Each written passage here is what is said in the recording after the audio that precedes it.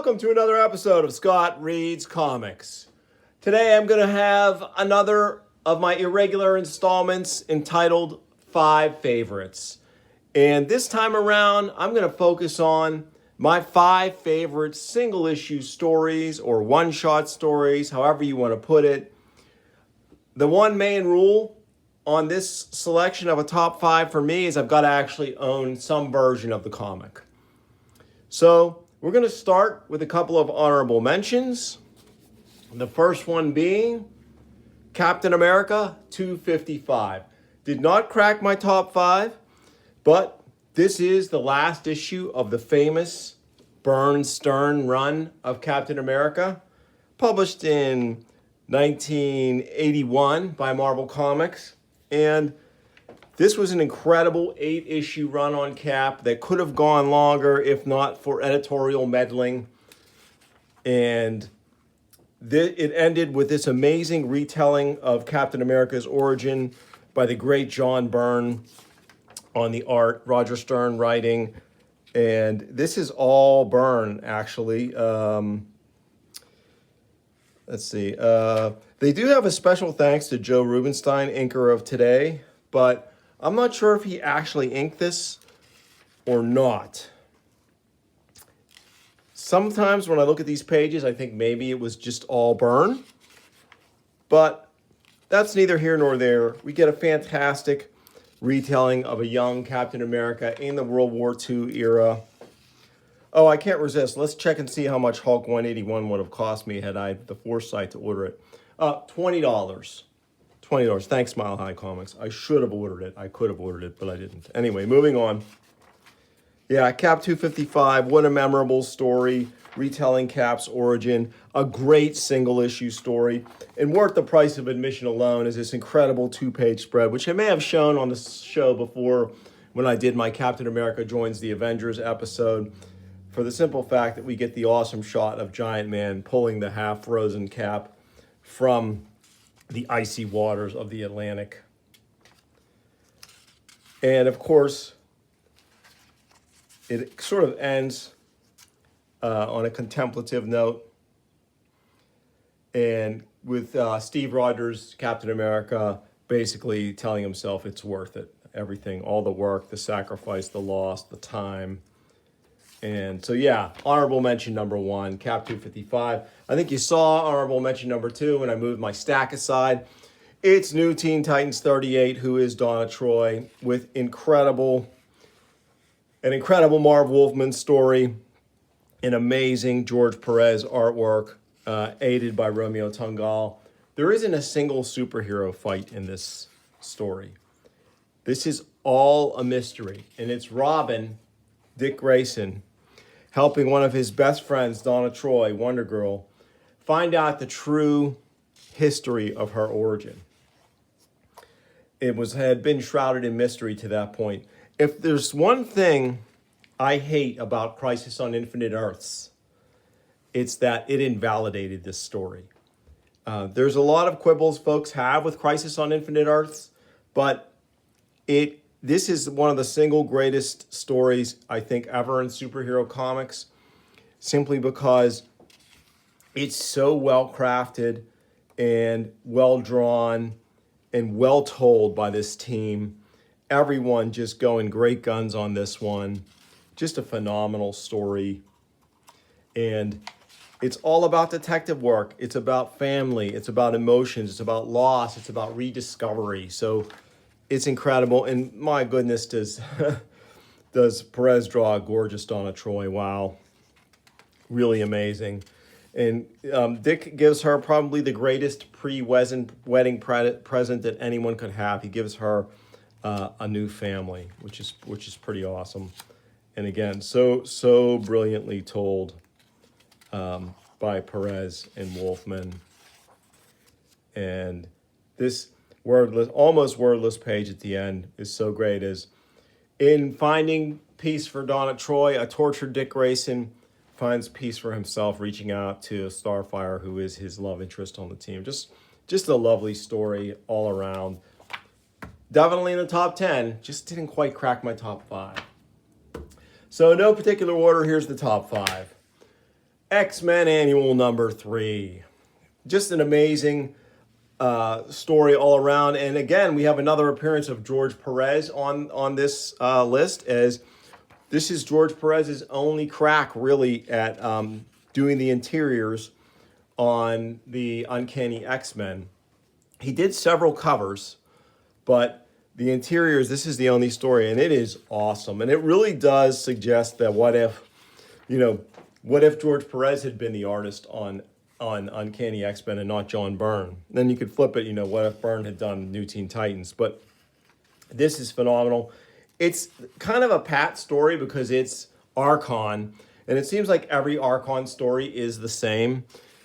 His world is in peril. He shows up on Earth to try and press gang someone into helping him rather than asking. And, combat and conflict ensue. But the way it's done, the way it's drawn, and the inks by Terry Austin over the Perez pencils are phenomenal. I've covered this one on the show before. It so easily cracks this top 5 list. And it's actually, if you want a single issue X-Men story, it's kind of hard to find them because Claremont, has such a style of just going issue to issue, and having standalone stories is hard. I guess you could definitely argue X-Men 143 is a great standalone story for sure in Byrne's last issue. But I prefer this one. It's double-sized. It has the whole team, and it's just, the action's incredible. And this page here, I think, actually was inked by Byrne secretly when he stopped by Terry Austin's house one weekend, saw him working on it. So, great recap sequence here. This is just a phenomenal X-Men tale involving a great character in Archon. And it's funny, too, Archon would be drawn again by Perez in JLA Avengers, but he wouldn't last long, as the opening sequence of that story sees the destruction of his world along with his new love, Thundra. But that's a tale and an episode for another day. Moving on to, that was the first book in this list, on this list. Next is, again, these are in no particular order. They're just my 5 favorite single issue stories, one shot, if you will, stories. I've covered this one on the show before. G.I. Joe, number 21, Silent Mission. I own 2 copies of this. This is my reader copy, my kind of beater copy. And Silent Interlude. It's so awesome. Incredible art by Steve Leialoha and Larry Hama. Incredible story by Larry Hama. With just a couple of little cheats. Entirely wordless and gorgeous, and you don't really miss the dialogue or the captions or anything. It just proves the versatility of this medium and why we love it so much. So this is just a phenomenal story. And again, if you go back through the episodes of my show, you'll see I've covered this in greater detail. I linger on it a little longer. Since we have other issues to get to, I'm just going to fly through to the end here and move on. Next up, it had to be here. Avengers Annual number 10.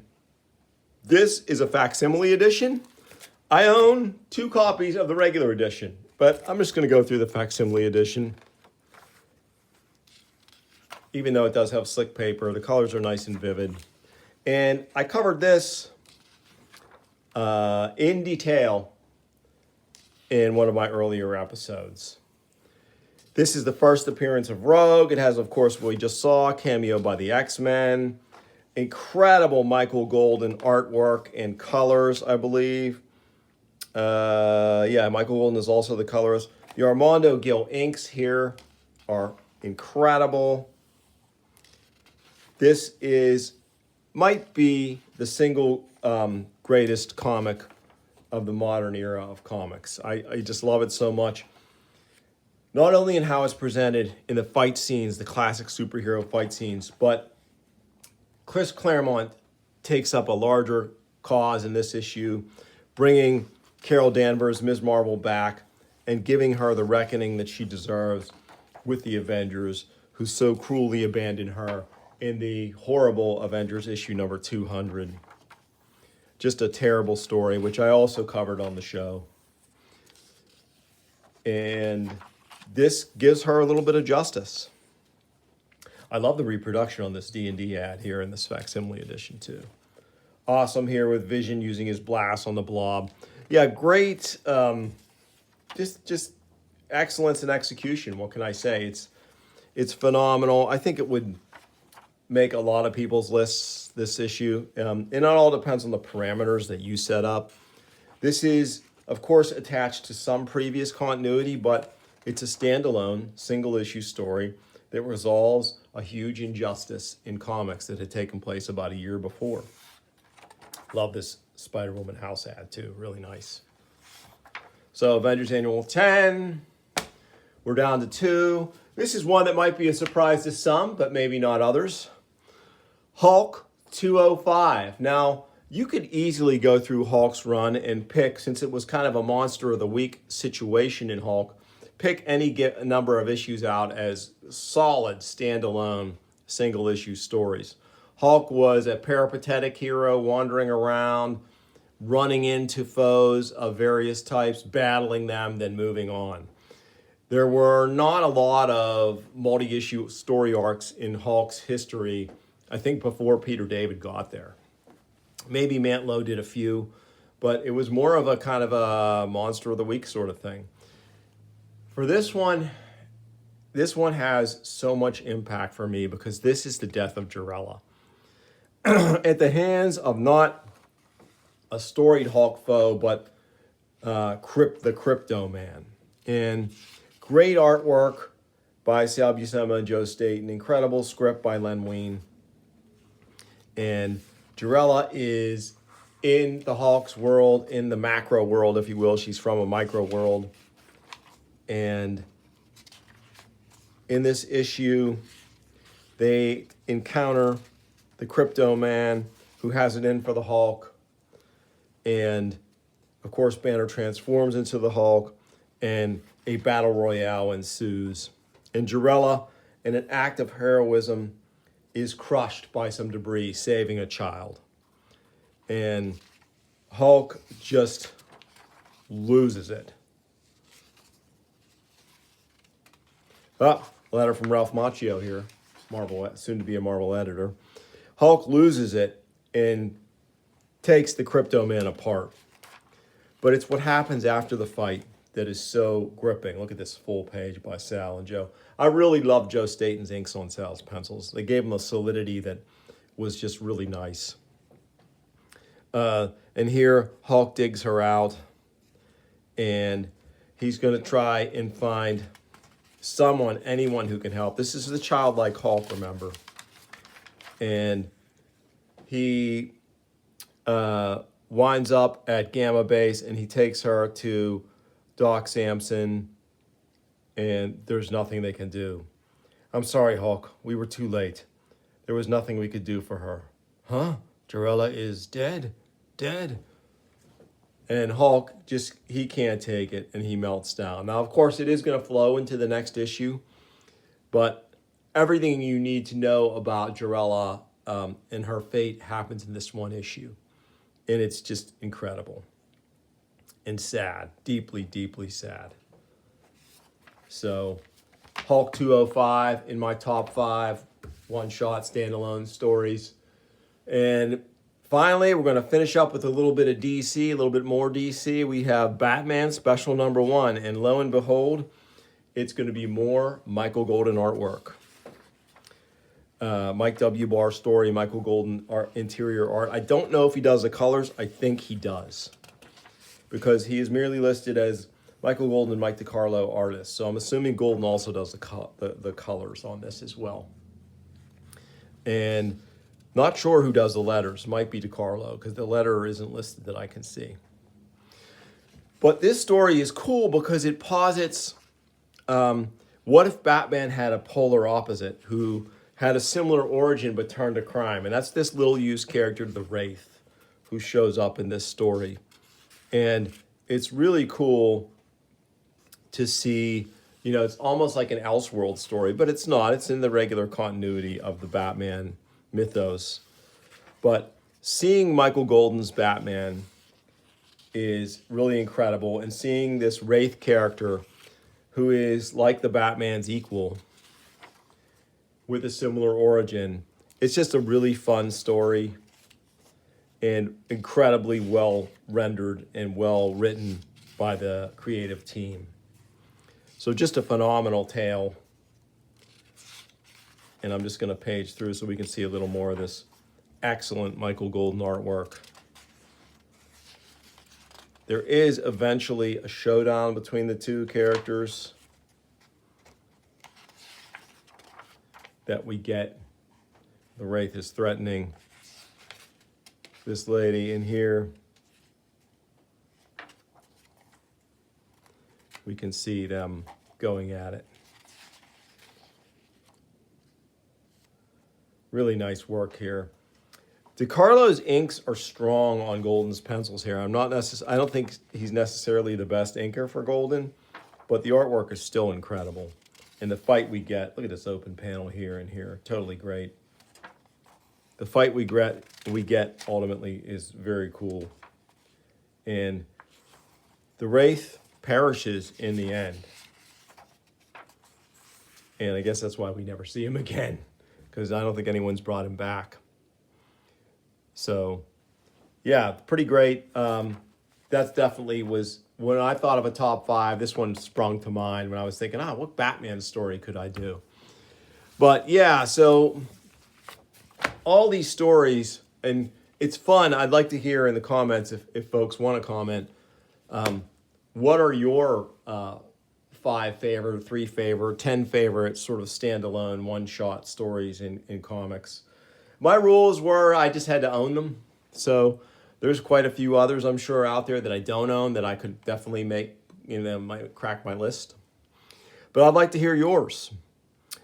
And in the meantime, I hope you enjoyed this video. If you did, please like and subscribe. Tell your friends. I'll bring you more soon on Scott Reads Comics. Thanks for watching.